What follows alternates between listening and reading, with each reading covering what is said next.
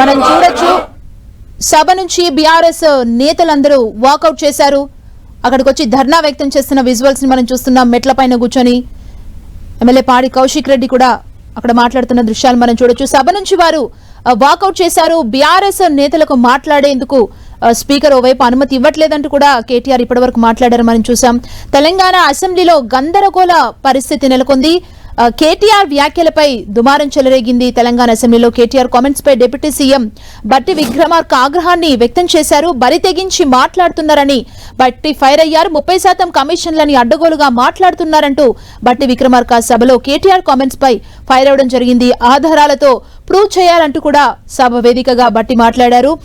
సభ నుంచి బీఆర్ఎస్ నేతలు వాకౌట్ చేసి బయటకు వచ్చి మెట్లపై కూర్చొని ధర్నా వ్యక్తం చేస్తున్నారు. మరోవైపు మనం చూడొచ్చు మాట్లాడే అవకాశం బీఆర్ఎస్ కి ఇవ్వట్లేదంటూ కూడా ఇప్పటి వరకు మాజీ మంత్రి కేటీఆర్ మాట్లాడడం జరిగింది అసెంబ్లీలో.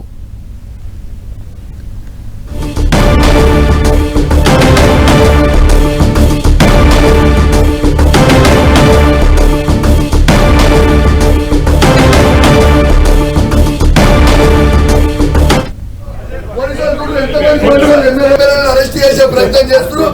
ఒకసారి మొత్తం ప్రజలందరూ చూడాలి.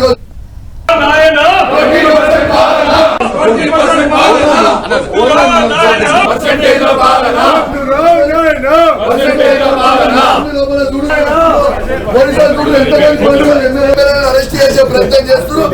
ఒకసారి మొత్తం ప్రజలందరూ చూడాలి.